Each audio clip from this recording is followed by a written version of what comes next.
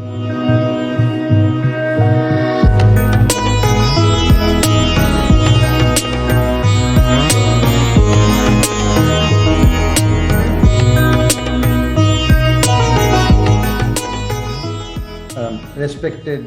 dignitaries who are participating in this virtual webinar. The pleasure of teaching Shakespeare. To be very honest with you, frank with you, I shake with fear while sharing this because we have an authority on Shakespeare from Shakespeare's own land who is going to share her experience of pleasure of teaching Shakespeare to international students. Still, I'll make a humble effort of my own. There is a cliche joke about the pleasure of teaching Shakespeare. It seems a teacher who had taught A Midsummer Night's Dream asked one of his students whether it was a tragedy or a comedy, and a smart boy stood up and said, Shakespeare wrote it as a comedy, but in your hands it became a tragedy. So I don't want my experience or my sharing to be a tragedy in that manner. Now, where is this pleasure of teaching Shakespeare is a question before us. We have our students with their elementary knowledge of English and the strange world they are little or very little exposed to in Shakespeare. There is a cultural distance. Of course, the essential human characteristics are universal and they have been dealt with by Shakespeare, the reason for which he is pertinent and relevant even today, as we know. He deals with human ambition, the evil present in man. He explores Dr. Jekyll and Mr. Hyde hidden in man, and the gray shades between the white and the black. He deals with passionate love, passionate hatred, senility and ego, hesitation of Hamlet prompted by his introspection. We see Prospero's wish for revenge concealed in his apparent reconciliation and love.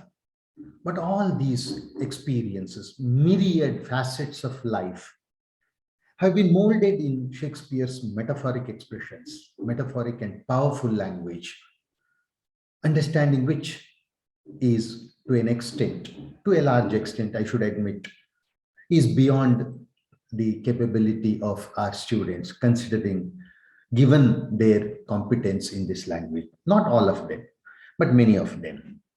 Then the question arises as to how to acquaint our students with these myriad facets, at least in part, through either a single play prescribed or an excerpt of a play prescribed to them. I feel that our approach should be from the known to the unknown. And sometimes we also follow, many times I should say, in my case, either the bilingual approach method or polylingual approach. India is blessed in this respect. Every student of ours knows at least 2 languages. And the second one is that our students, why Indians themselves, never read the Mahabharata or the Ramayana for the first time in their life. They would have heard their stories much before. Reading is always a second experience for them. That being the case, we try to draw parallels between a Shakespearean play which is being taught and either the Mahabharata or the Ramayana with which our students are acquainted. I would like today, this being my 4th keynote address, I don't want to be very repetitive. That's why I would like to share my experience today through an illustration as to how I dealt with Macbeth.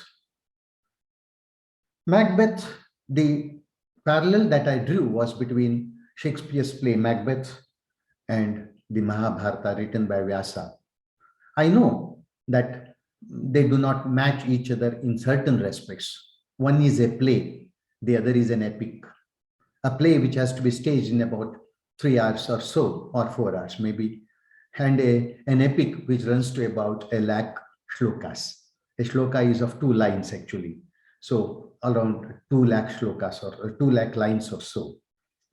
Still, we try to make a comparison so that our students may be got acquainted with this, the theme that Shakespeare deals with, especially between Macbeth and Duryodhana, one of the protagonists of the Mahabharata. Duryodhana is the envious prince in the Mahabharata, who is eventually responsible for the war and the carnage that follows it. Macbeth essentially is a soldier, as we see. He is ambitious, no doubt, and his ambition is further provoked and fanned. His desire is fanned by Lady Macbeth. Duryodhana in the Mahabharata is also ambitious, but the burning thing within him is not so much the ambition, but the envy. The way he envies, he is envious of his cousins, especially Bhima. His cousins are the 5 Pandavas. And his feelings are his envy, his ambition, his jealousy are provoked by his brothers and friends, and sometimes, occasionally, by his father also. Macbeth is a skillful soldier. To use Shakespeare's own phrase there, he carved out his passage through the soldiers, he says. He's a very skilled soldier. Duryodhana is also skilled. He is skilled in the play of mace. And he has been ever practicing it. He practices it for years with the sole objective of defeating and killing Bhima at the end in the war, which is sure to take place. Duryodhana has overconfidence. His overconfidence is supported by his friend like Karna and his elders, Bhishma, Drona, and others, who he thinks will come to his aid during the war. And with their support, he believes that he can win the war against the Pandavas. And he has the support of thousands of kings also, whom he has won, whose favor he has won by paying them and all that. Macbeth's wish is provoked and misled also by the prophecies of the witches.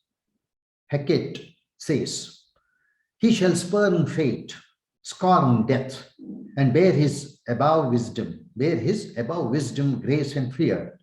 And you all know, security is mortal's chiefest enemy. The same thing applies to Duryodhana also. Though he has not been blessed by any angel, god, or any superhuman power, but Macbeth is supported by that. Blessed, he thinks, but he is actually cursed by that. Anyway, he becomes overconfident and thinks that he can do anything. Duryodhana's character is marked by stubbornness. As one Kannada epic says, I won't quote Kannada here, I'll just translate it. He tells his elders, his father and mother, he tells them when they ask him to make truce with the Pandavas, he says, do you suppose that I fight for the sake of the land? No, I fight for the sake of my principle.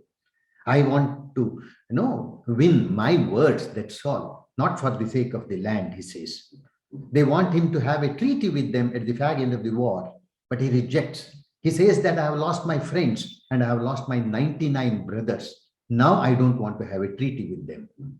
This is the way he behaves. Now we see the same thing in Macbeth also. At the end, though he is a ripe leaf about to fall, he realizes everything, no doubt. There may not be any regret. Macbeth doesn't have an iota of regret also, as I see, and Duryodhana doesn't have either. Both of them, neither of them regrets for what he has done. But both Duryodhana and Macbeth are essentially soldiers. We see in the last scene of the play that eventually Macbeth, even if he comes to know that all the prophecies were false, actually with him, they turned false, still he decides to wage the war. And he becomes a soldier once again. He who was introduced as a skillful soldier, an expert, competent soldier, ends his life as a soldier at the end of the play. At least we will die with harness on our back is what Macbeth says. But look at Duryodhana. He is also left with nobody else. He's alone. He is against the Pandavas, no doubt. Now, at that time, the Pandavas, all the 5 Pandavas are alive, and only Duryodhana is alone before them. Dharmaraja, in his foolishness, in foolhardy way, offers Duryodhana to fight with any of the 5 brothers. He knows that none of them except Bhima can fight Duryodhana in the play of mace. Still, he makes that offer in his foolishness. No one can match him. But Duryodhana does not make use of this, clinch this opportunity. Instead, he chooses to fight Bhima, his greatest enemy, to defeat whom and to kill whom has been the sole objective of his life. His enemy is such. That's why he chooses Bhima, though he knows that he risks his life through that.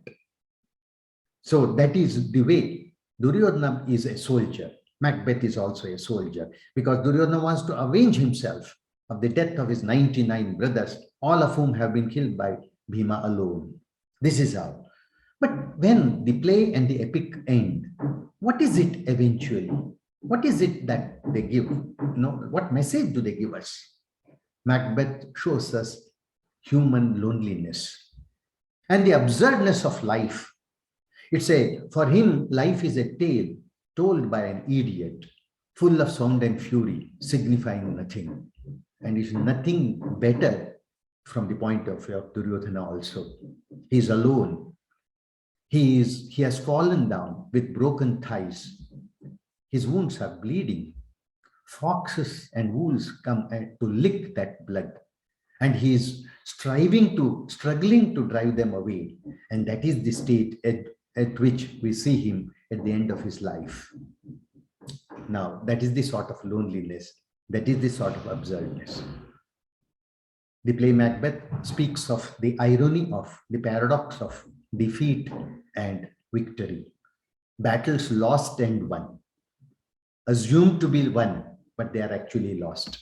And that is the declaration made by Dharmaraja, the eldest of the Pandavas. Though he has won the war, he is victorious. He says about war, Ajayoyam Jayakaro, Jayakaro Hyapajayaha. That is, this victory is essentially defeat in the guise of victory. Victory is no victory. Victory is also defeat. Defeat is also defeat. That's all. And that is the sort of thing we draw from Macbeth too. Now, in all these things, we try to take pleasure in teaching Shakespeare. If we get pleasure in teaching Shakespeare, then our learners also gain pleasure from that. And it's vice versa. That's what I feel. By reading Shakespeare and by teaching Shakespeare, we become so much wiser in understanding life. And that is the greatest pleasure that we get. And if that pleasure, if we are able to gain out of Shakespeare's plays, I feel that is the highest pleasure that one can expect from such classical literature. Thank you very much for having given me this opportunity to share some of my views. Thank you.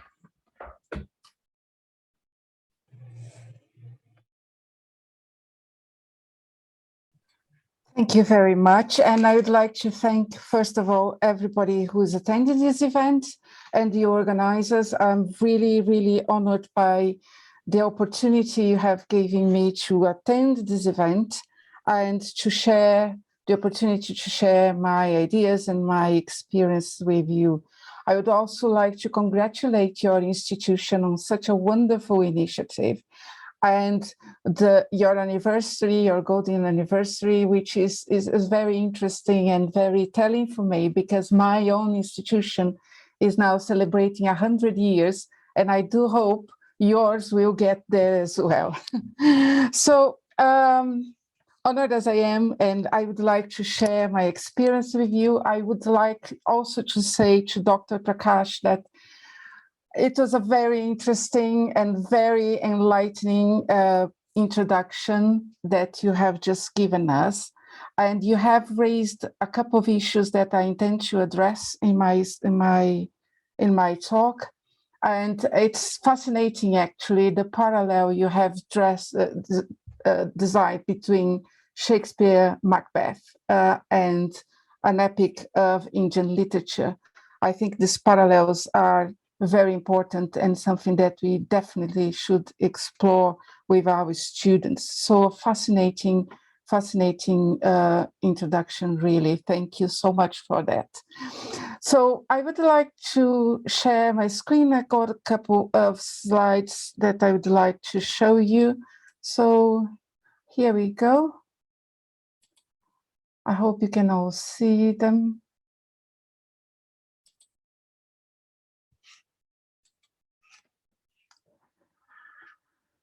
As you can see, the topic of my presentation today is very closely related to the title of your event. The way I see it, both the challenges and the rewards of teaching Shakespeare contribute in equal measure to the pleasure we take from it. I'm going to start by briefly considering the contexts in which we learn and teach Shakespeare. And then I will focus on the challenges of this experience of learning and teaching posed to us, both students and teachers alike. And I will argue that the rewards far outweigh the challenges we face. I will then share with you my approach to teaching Shakespeare to my own international students, and I hope we will have some time for questions and answers at the end. So let's start by looking at in which contexts we teach Shakespeare. Contexts vary around the world. Shakespeare is, as quite indisputably, an international phenomenon. He is taught and learned in both English and non-English speaking countries.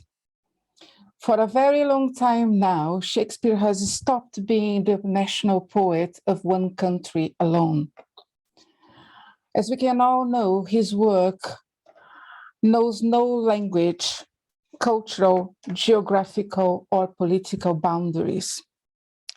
Your country, India, is a perfect example of Shakespeare's reach and influence far beyond the English shores.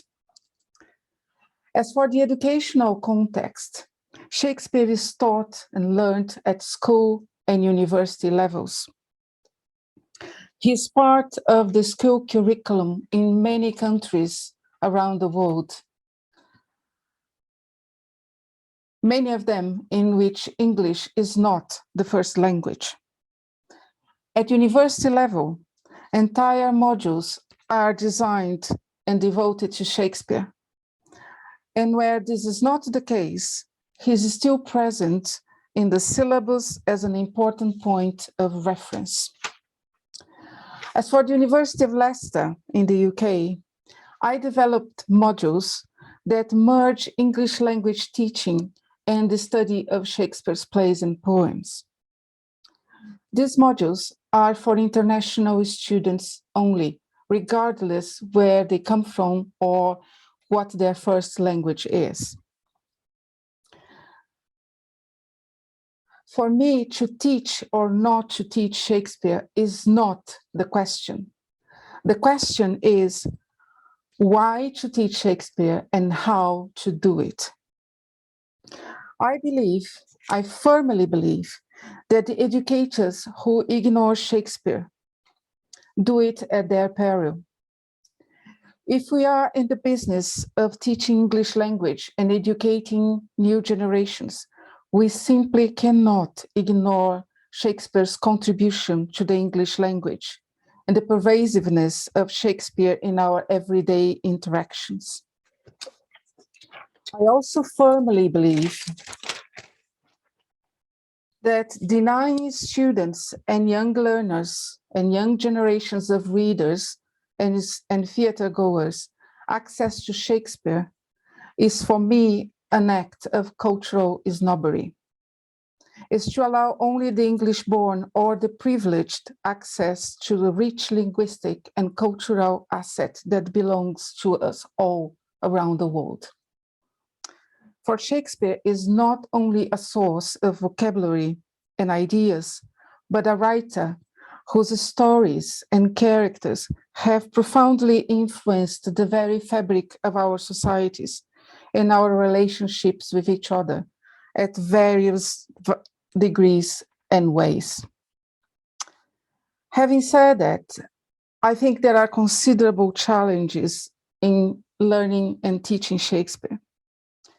These challenges may vary depending on the contexts that I have just mentioned and listed and outlined to you. However, some of these challenges happen across the board, regardless where you are, in which educational contexts you are, and regardless the language participants speak. In my experience, the first and most significant of these challenges are the preconceptions both teachers and students have of Shakespeare. The second is the language barrier. And the third are the cultural references he makes in his plays and poems, which Dr. Prakash just mentioned in his introduction and his keynote speaking. So I'd like to start looking at the preconceptions.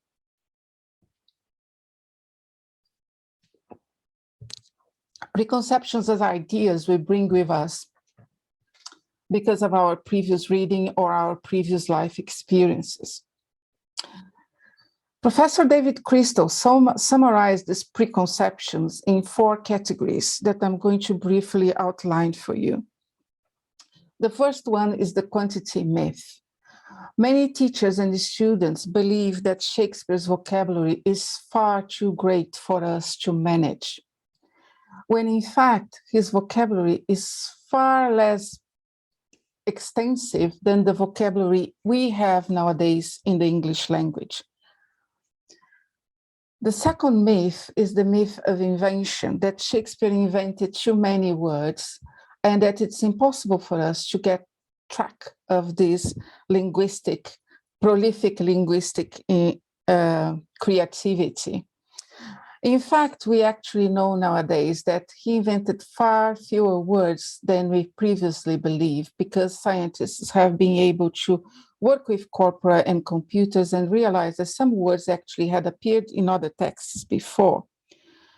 But above all, some of this amazing quantity of works Shakespeare invented are actually affixations. He used prefixes and suffixes to add and change meaning to different words that already existed. Or they are new words due to functional shift, which is when a word changes from a particular class, from a noun to a verb, or a verb to an adjective, and so on and so forth. The third myth is the myth of translation. And I'm not talking here about translating Shakespeare from English to Hindu or any other language, or Spanish or Italian or any of the multiple languages we have in India. I'm talking about people who believe it's necessary to translate Shakespeare's English into English, that it's necessary to modernize the language and make it more accessible. My personal view on this is that if we do it, we are losing some of the linguistic richness and the beauty of the language that first attracted us to Shakespeare.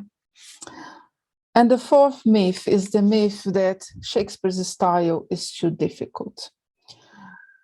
This is a misconception, because when my students tell me this, that his style is difficult, I tend to ask them, do you read poetry in your own language?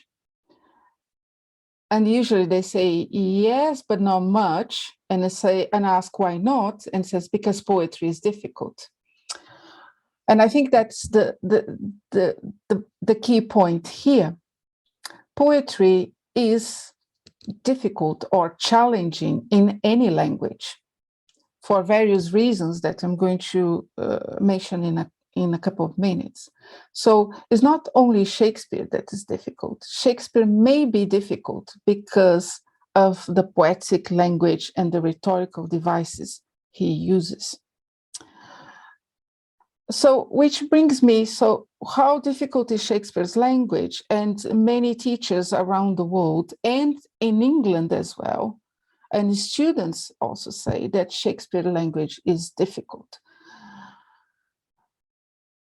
I'm going to show you this graph. Professor Christo and Ben Christo, his son, made an extensive research on the Shakespeare corpus, the language in Shakespeare's plays and poems. And they found out that, in fact, only 5% of the words in Shakespeare are different from the words we use in the English language nowadays, which basically nullifies the idea of translating Shakespeare into modern English. Why would you do that if only 5% of the language is different? What makes the language in Shakespeare difficult is not the quantity or the differences between his English and ours, but his use of some unusual words. Definitely, this 5% may pose some problems to our students. But not only the words themselves, but the unusual combination of words. Is the unusual grammar of some lines, for example, that may create some impediment to understanding. But this is a feature not only of Shakespeare, but any poetry in any language. Which brings me to the other point, that is Shakespeare's cultural references that Dr. Prakash also mentioned at the beginning. Many times it's not the language itself, but the allusions, the use of places, the names of places and names of people with which our readers and our theater and cinema goers are not familiar with anymore. These are cultural references that we have lost through the centuries. So this requires some pre-knowledge or some research on it for students and readers to get the full meaning of the line or the play and the reference. These references and these names of places and people may come from classical literature, from Roman and Greek literature. It may come from the Bible. There's quite a lot of Bible in Shakespeare, and references to the Christian Bible are quite frequent. Students who do not come from a Christian tradition, as some of the ones I have in my own classroom, may not be familiar with, and this poses another hurdle to be overcome in the understanding of the text. And also there are obviously the figurative meaning, the rhetoric devices, the metaphors, similes, metonymies that permeate and are frequent in poetry, and they're also present in Shakespeare.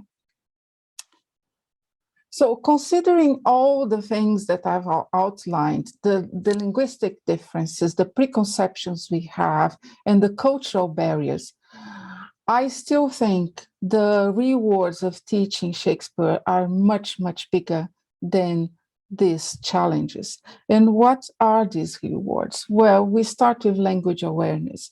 If we are language learners or language teachers, I don't think we can find a better source of free texts, widely available reading material that any teacher can use at any time. So Shakespeare is the dream of any teacher when you think of materials for reading and making things a language available in the classroom.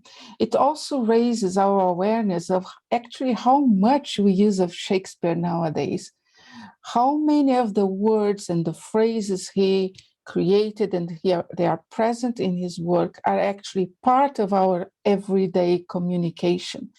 How much we use them in the media, how we adapt them to our own needs and the messages we want to send.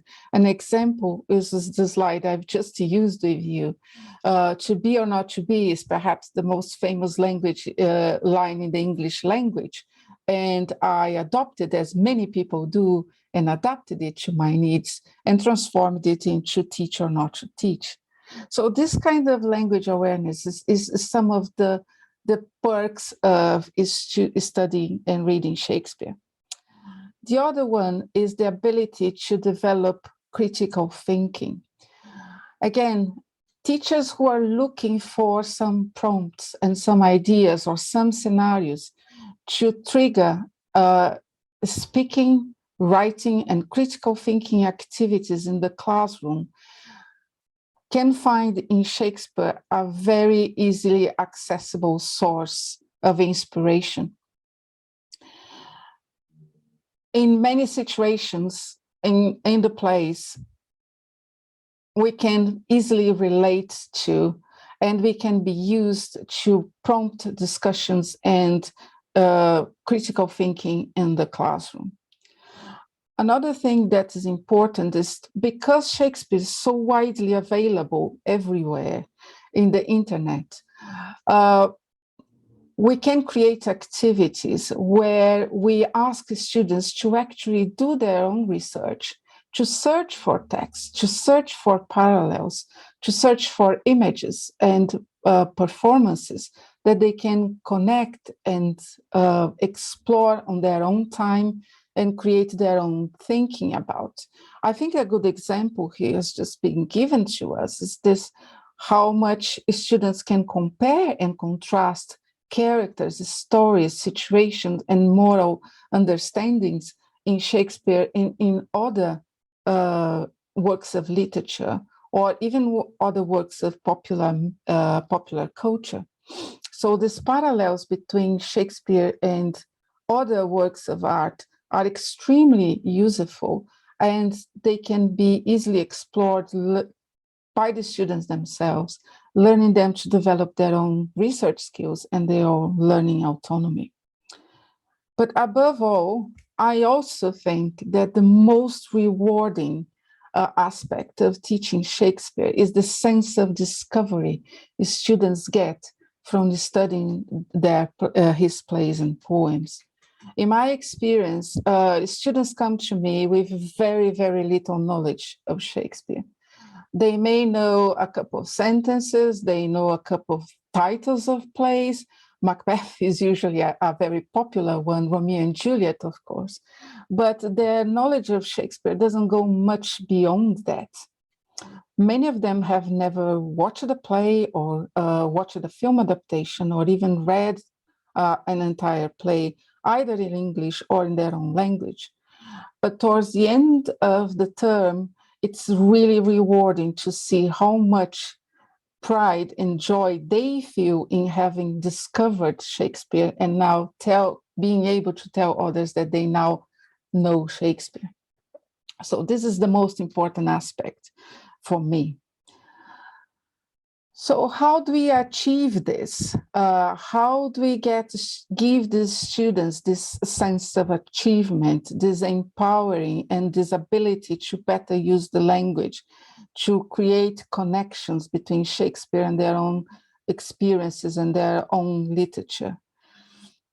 I'd like to share, it's probably nothing very new to you, but what I do is what I call a mixed methods approach to Shakespeare. Reading is paramount to me. Students have to read the play. I usually do 2 plays per term.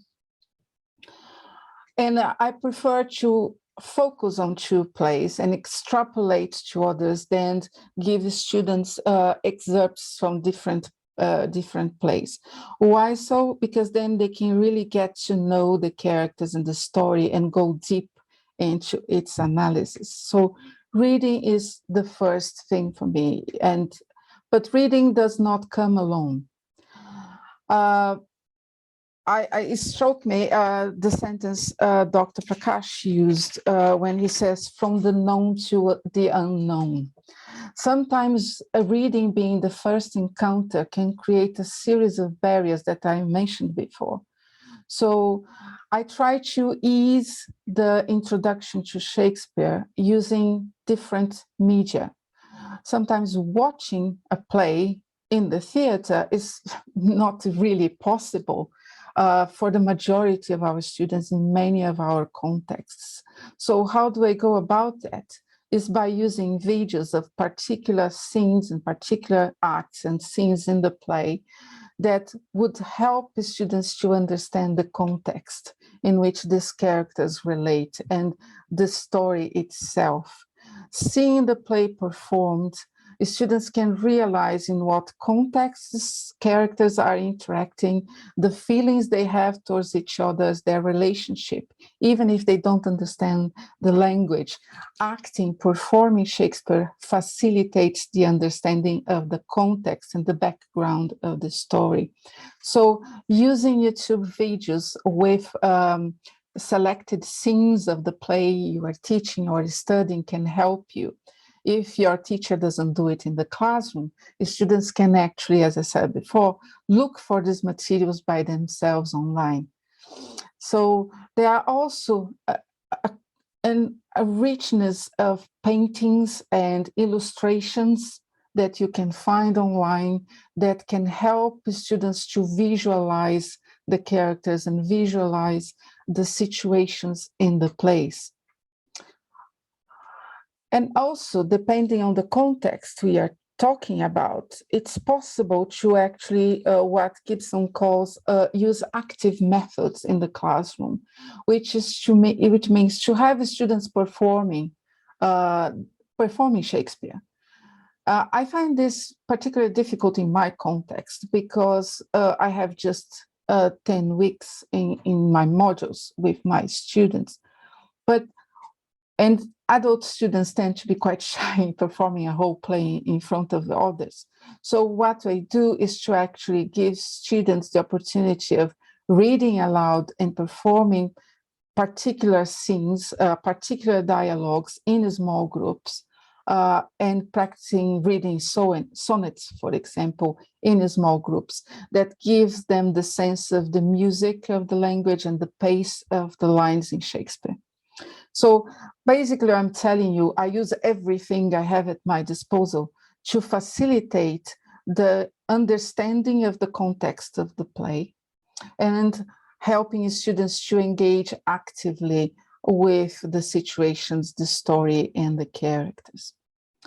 But I said that reading is paramount to me, and everything starts with reading in a certain way. And that is where the difficulty is. The difficulty is not in watching a particular scene, but in reading a particular scene or even reading an entire play. So the picture you see there is Desiderius Erasmus, who was a scholar and a teacher and a philosopher linguist who lived in the early modern period in Europe. And at that point, as we all know, the international language of communication and culture and writing and reading was Latin, the language of the Romans.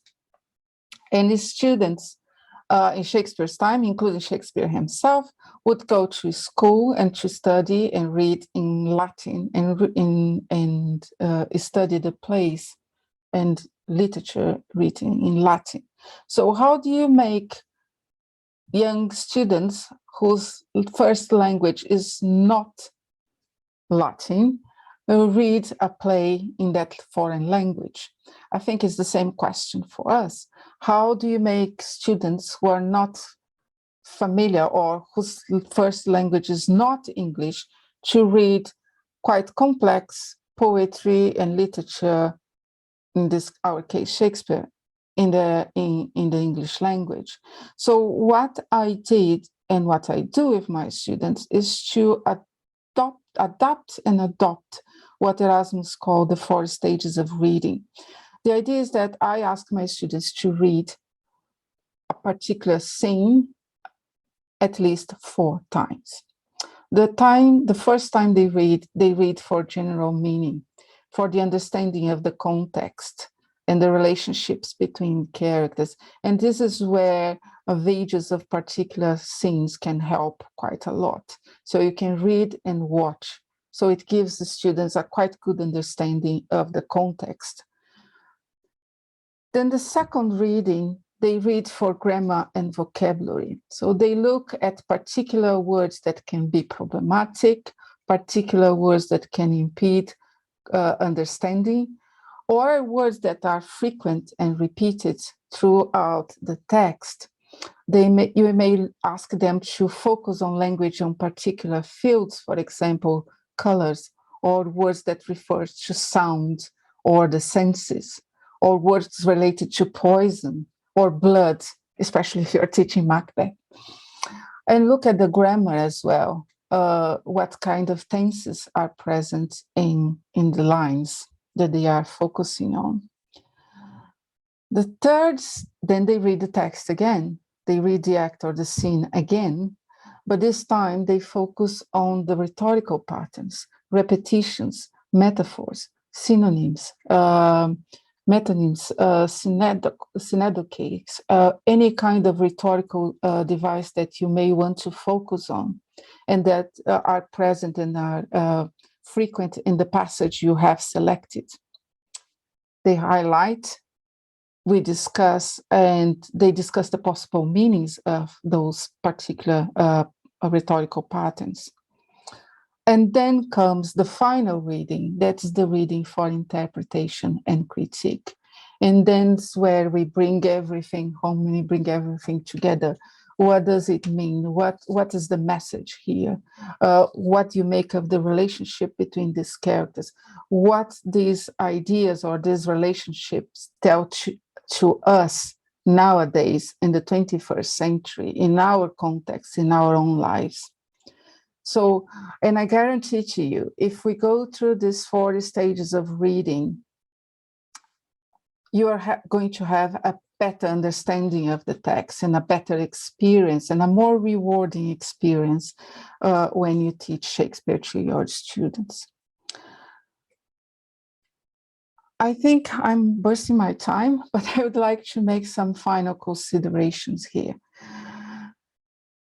I think teaching Shakespeare in any context is always a challenge. We cannot deny that. But we can also make these challenges less prominent if we help to demystify Shakespeare. If we start by telling each other and telling our students and our colleagues that all these myths that Shakespeare is old language, that we don't use his English anymore, that the words are too different, that the meaning is too obscure or difficult, they are not really true and they not stand the test of close reading and deep reading and discussion. Challenges are not necessarily difficult, negative things. I don't think so. I think in our societies, we came to see difficulty and challenge as something negative.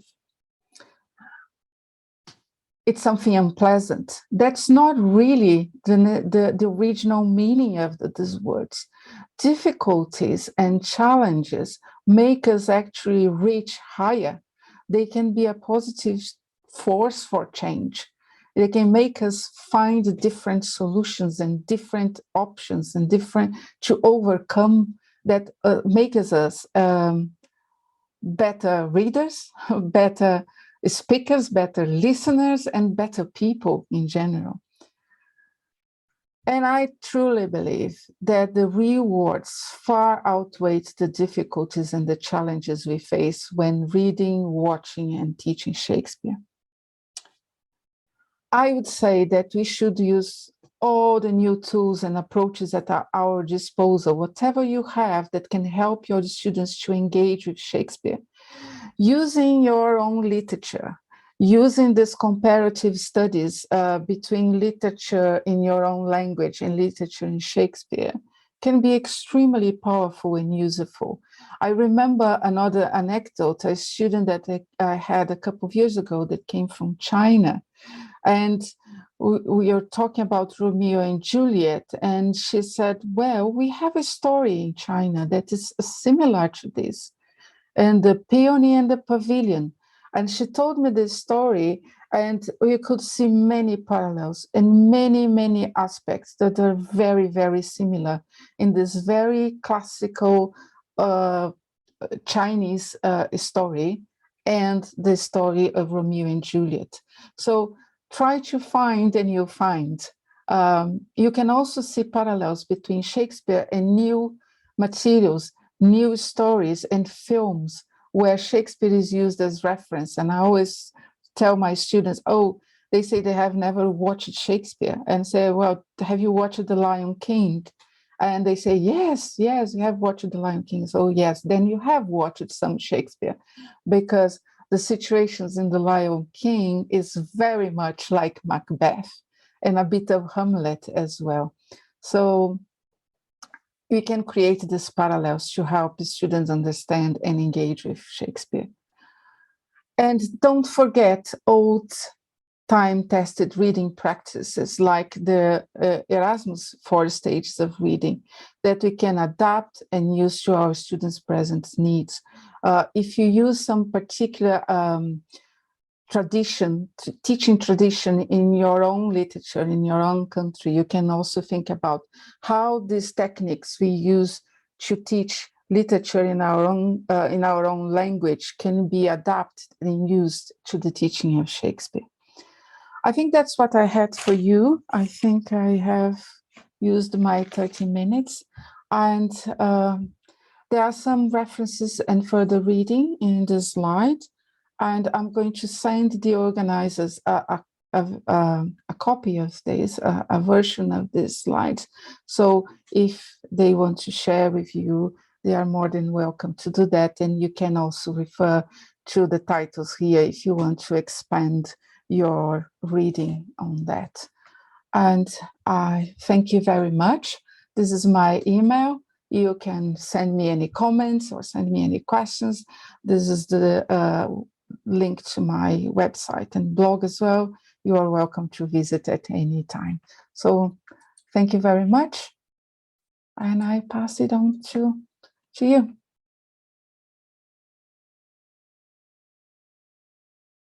Good evening to Honorable Managing Trustee Ashok sir, our former president or the founder president of BUTA, Professor Prakash sir, Honorable Chief Guest and team speaker of the day, Professor Christina Wolf ma'am, present excellencies, teachers, and my dear friends. It's been such an honor to be a part of this wonderful event. On behalf of BUTA, that's Bangalore University English Teachers Association, I congratulate Professor N.S. Satish sir, Principal, and the Coordinator and the HOD Department of English, Director Kannur, for organizing the series of webinars.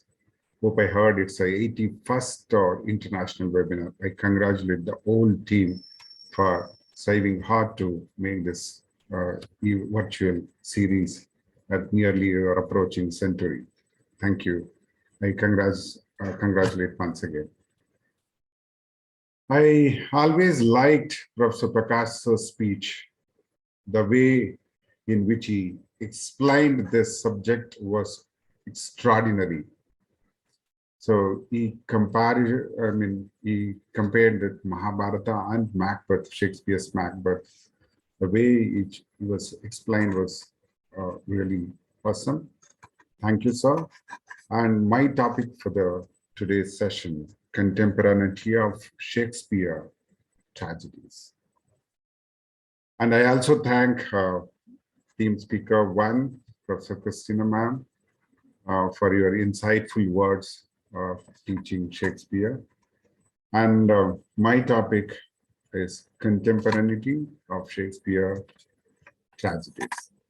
Friends, undoubtedly, Shakespeare has been the greatest English dramatist of all times.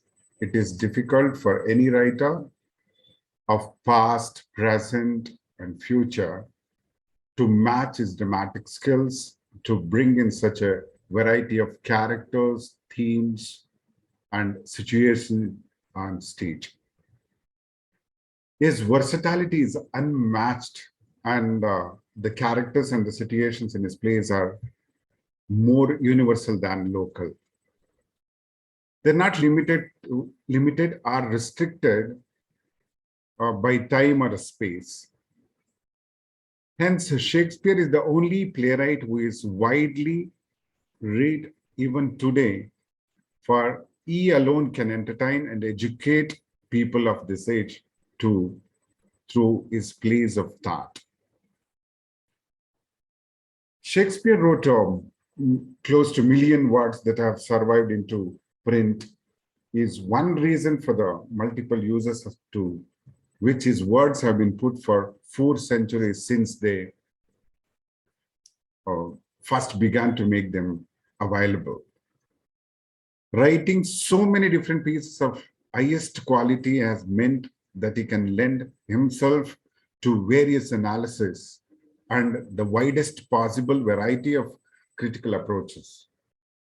His works stand as a reflection of widest possible range of human preoccupations.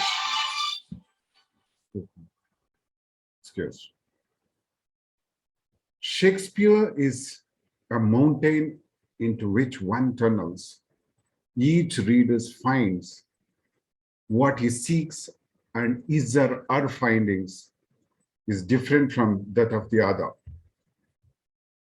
This one, excuse me, sorry. This one way of conceiving the great, benefits, the quite different concept also of a truth is Shakespeare canon as a kind of a mirror. And the age in which he wrote is different and was for a different people. His intention seemed to be simple, to entertain people. He probably did not even have a vague idea of the ideologies and theories of drama and literary arts. Yet, his works have been analyzed in the most modern perspectives and theoretical canons. And yet Shakespeare seems to stand alone and away from all that has been happening to him and his works, undisturbed and unaffected. Perhaps there is no other writer who is worked upon so much by the academicians as much as Shakespeare.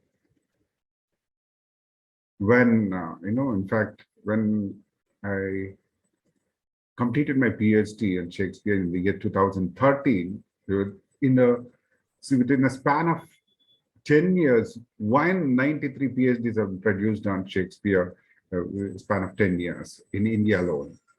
So he has attracted the layman as well as the scholar with the equal vigor for his work. I have not only universal appeal, but also relevance to all times. They are being staged even today in their various forms. Some performances retain their original Shakespearean form. Some plays are adapted to suit the modern times and theories. The genius of Shakespeare has been feeding the common man as well as the intellectual critic of over years. Apart from the special focus of this with Shakespeare, whether Shakespeare was influenced by the customs and conventions of his times, or if he was an independent mind, beyond the local reach of his times, did he really have foresight that outreached his immediate present? Writing in 16th century, if he could write in such a way as to appeal the audience of 21st century, some 500 years ahead of him, how modern was his mind in reality? Did he live by his own individual norms and principles that were quite different from then prevailing ones?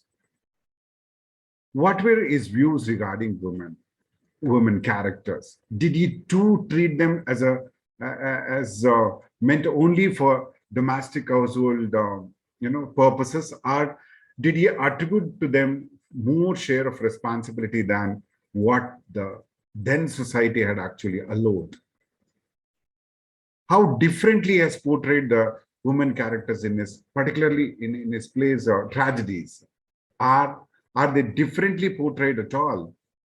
So, is women characters illustrate the demonstrate the true woman nature, or does Shakespeare paint them according to the bias held by the then society? So, the issue is that that can be taken for discussion is that whether there is any semblance of Shakespeare woman characters in the modern woman from any respect. Shakespeare is a writer who believes in universal and universal by definition. It's very good for all time. It is not stereotyped. It's not time bound. Human nature has not changed since the time of Greeks. Elemental passions like anger, love, hate, etc., have all remained the same without much change in the human minds and hearts. It is said that hate is the only emotion stronger than love. Shakespeare's tragedies are all concerned about eternal values. Even today, people are angry, they love, they hate, they hate each other. Everything that happened in Shakespeare is happening today too. As long as human nature does not change, Shakespeare's plays will hold a semblance to the characters in life. There is no particular way in which one can say that this is modern in Shakespeare, this is not. So, a critic called Stephen Greenwald takes up a new historicism in 20th century. A new way of looking Shakespeare has evolved since then. A lot of theory in the English literary scenario too has taken place. There's a modern interpretation of Hamlet, Macbeth, and Othello. They have been made into ballads. Shakespeare is a great writer from whom one can derive as much as one can and make his or her own. Modern Shakespeare women characters are ambidextrous. Even modern women are fundamentally women with all the feminine qualities. However, modern they are. To an extent, it may seem to be an oversimplification, but there are characters like Goneril and Regan even today. Property quarrels go on in a modern world as they did earlier. Scheming in modern times happens as much as it happened during Shakespeare's time. To counterbalance Goneril and Regan, even in 20th century, we find a good woman like Cordelia around. There are still Desdemonas and Ophelias. In that way, there is no specific way in which it can be related to modern women. There is a universal strategy in all of them. Friends, for example, Tempest is a comedy interpreted in 20th century as a post-colonial reading. Caliban is a native and Prospero is a white man. Native versus invader is the theme that the modern critics are interested in, which they deal with the play from modern perspective. Marxist interpretation of Shakespeare was produced in Soviet Union. In a production, one can certainly do whatever one wants to. A completely modern and a contemporary interpretation can be given to Shakespeare on stage. And especially in Kannada theatre, there's 100 years of history in translation of Shakespeare plays into Kannada. Masti Venkatesh Iyengar and many early translators had different approaches to translation and really were concerned with the production of Shakespearean plays. But translating drama is different from translating a poetry. Masti Venkatesh Iyengar and Ramachandra Deva, a stage critic, have translated the same text with modern approach. They saw drama as both literature and as a performing art. Modern productions of Shakespeare especially portray women from a modern angle. For example, Ophelia is an honest little green girl. Interesting question is, whole thing is about production. MC Brad Brooks, a drama critic, contends it's about production, criticism, including tragedies. Interpretation of drama depends on production, modern approaches as much as the technical and experimental advancement gained over the years. In the New Globe Theatre, there was no lighting, no front cut, and no willing suspension of disbelief. Modernity, contemporaneity can be brought on the stage through various means. Whole plays can be represented on stage differently and can be done into modern tragedies. They can be converted into comedies or comedies into tragedies. Instead of making Cordelia die, one can make her live happily ever after.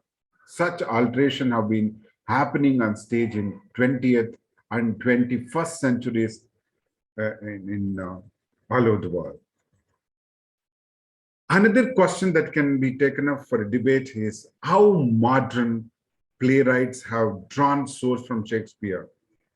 One particular play, Hamlet, has been a favorite among modern creative minds. Hamlet's complex, that is not being able to make up one's mind, is one tragic flaw. Too much of thinking results into little action. But in King Lear, it is the opposite, that is action without thought. And, in Othello, it is a tragedy of a person who loved too well, but not wisely.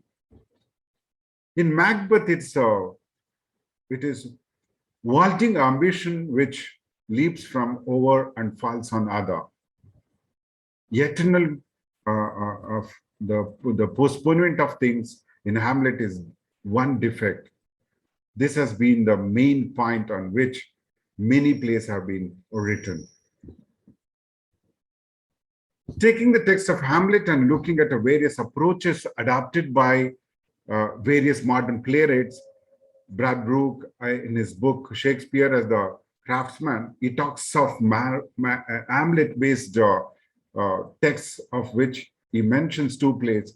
One is called Upurvar by Alfred Ary, and two plays, Rose and Guile Are Dead by Dom Stouffer, a modern contemporary British writer's play written in 1966 based on Hamlet.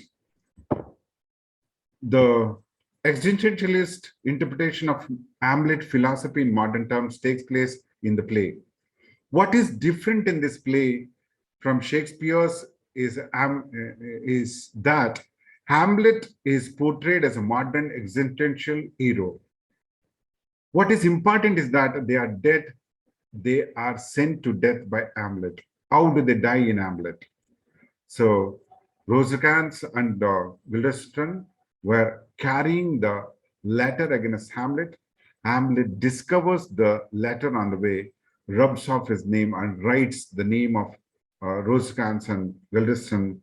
Rosencrantz and Guildenstern were sent along with the, Hamlet. Hamlet was supposed to kill in England. Death is the main, spell of, existential and philosophy. It believes in absurdity of life, no choice, liberty, freedom. One is a master of one's own destiny and not fate. So, and it talks about you know, it can be examined whether Shakespeare was, anti-feminist or not. Shakespeare cannot be labeled as anything. Shakespeare is neither feminist nor anti-feminist. It would be a serious accusation to call Shakespeare as anti-feminist. The heroines of Shakespeare are positive, wise, and sane, whereas men are stupid, foolish, idiotic. They go to war, women put men in their same place. So Shakespeare is a feminist. For example, a Taming of the Shrew translated as a Bahadur Gandu into Kannada by Parvatvani is a marvelous production and a great success. And the glory of Shakespeare is that one has to read all the 37 plays, and one can say whatever they want about Shakespeare and get away with it. People who have read just few plays Shakespeare cannot be treated as the authorities on Shakespeare. So one cannot arrive at a conclusion by studying one or two plays of Shakespeare to make a comprehensive judgment of Shakespeare through reading of all his plays is required. So, similarities of modern women characters and the Shakespeare characters. So, dramas in general, especially in Kannada, focused on mythological stories. These mythological stories glorified gods in heaven, and playwrights tried to make their plays more attractive and entertaining by including music and dance. So the plays of William Shakespeare were a great find for educated people all over India from the commencement of the colonial rule by England, and India was no exception. 3 generations of writers have tried to appropriate Shakespeare's works into their own literary culture through translation and adaptations, though their particular objectives and approaches have differed from time to time. The major concern of the first generation, roughly from 1870 to 1920, was to introduce the works of greatest of English writer for elevating their own language and theater, and they usually preferred the method of adoption to literal translation. The approaches of second generation to Shakespeare was liberal and humanist. They sought to present his works in Kannada objectively and without much deviation from the original. The mode they adopted for this purpose was literal transfer. They avoided the influence of native culture to the minimum. The period between 1930 and 1960 may be accepted as the time during which this generation worked. The interest of contemporary generation of Shakespeare translators has been to deal with the existential problems relating to their own time. They have turned to Shakespeare for creative self-expression. However, these are broad generalization and with exceptions.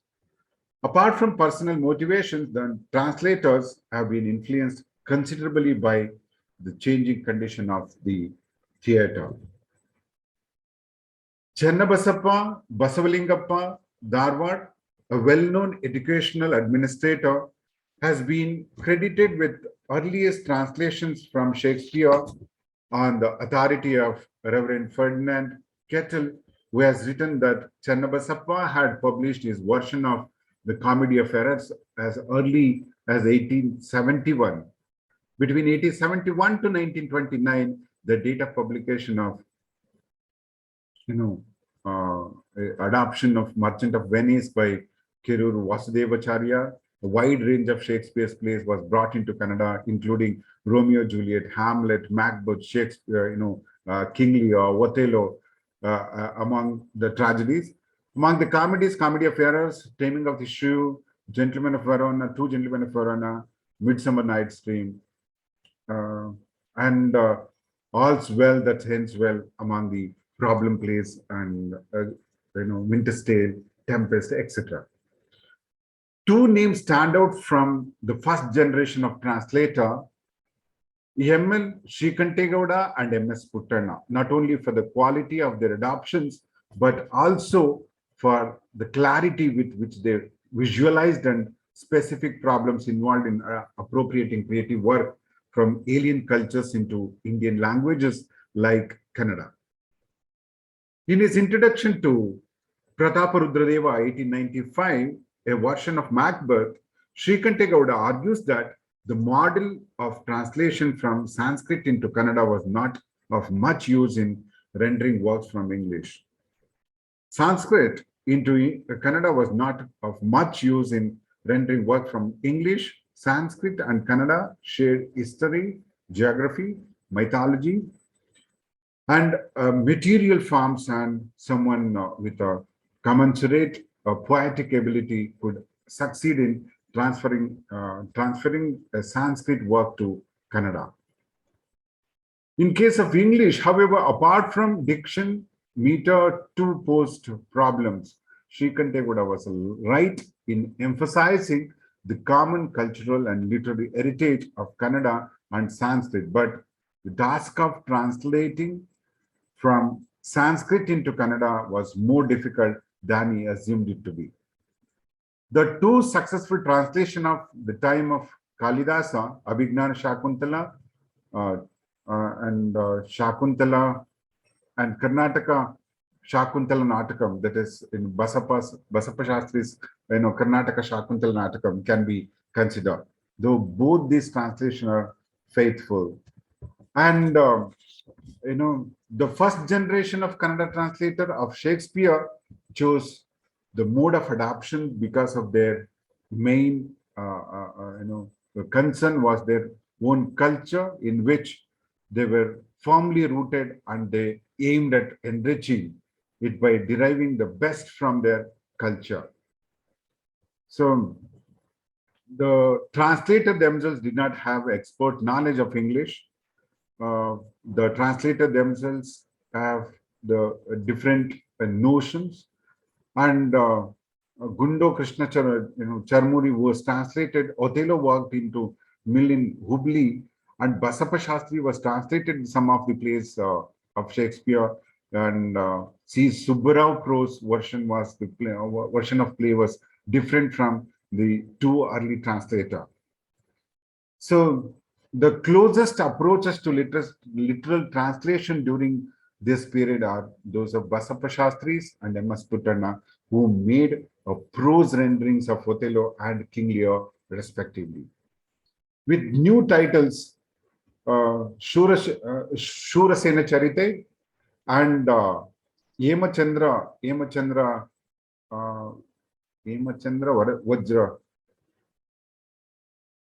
Yemachandra Vajravilas, I think. So if I'm not wrong, Prakash sir, if I'm wrong, you can correct me. So commenting on the strategy he followed is translation, Puttanna wrote that, so yes, the characters have been given Indian names in order to make the play appear natural into Kannada readers.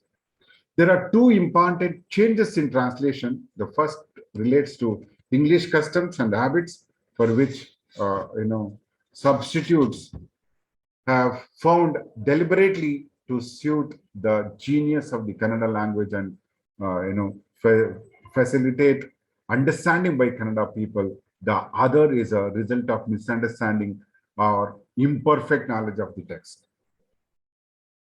So Masti Venkatesh Iyengar also adopted a similar approach to the problem of translating Shakespeare plays, which was essentially the same as that of D.V. Gundappa, but it differed from it in two important ways. Masti Venkatesh Iyengar rejected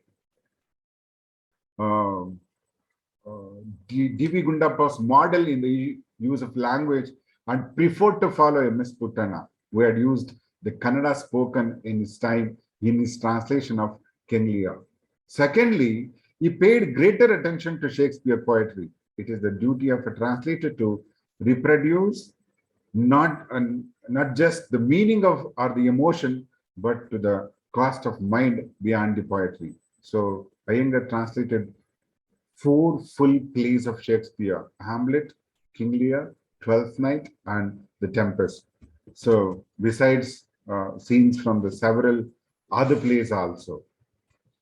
So there were many translation and adaptations of Shakespeare plays in Kannada. Though a young contemporary, D.V. Gundappa and Masti Venkatesh Iyengar, K.V. Puttappa was too strong a poet to follow Shakespeare literally and prefer the mode of adaptation to the literal translation. Though his Raktakshi in 1930 was inspired by Hamlet, it is better to judge as an independent composition the following comparative study of Hamlet and Raktakshi. So these are the a few adaptations and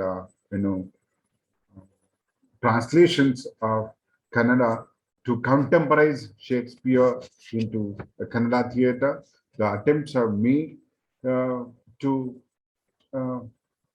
educate and to inform, to still make Shakespeare alive in the modern society. The attempts are made. There is a lot of difference between the the different versatile the writers have tried their best to translate and contemporize Shakespeare to the Kannada and also to the Kannada theatre and also the Kannada readers. So an understanding of Shakespeare from a modern perspective is essential, as it will help us in reinvent the master genius and make a fresh adaptations of his work to suit the requirements of the present day. So it can be concluded that Shakespeare is alive for our time, and he cannot be restricted to his own age. As it can be understood from Antony and Cleopatra, the interest aroused by Cleopatra at the end is too ideal, and that she has ceased to be a part and parcel of the real.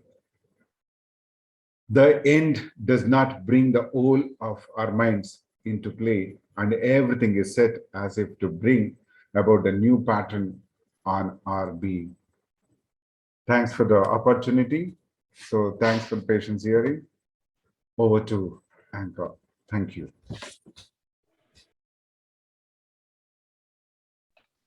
This wonderful webinar from Seshadripuram Evening Degree College from Department of English in association with Manchester, London and Bangalore University Teachers Association.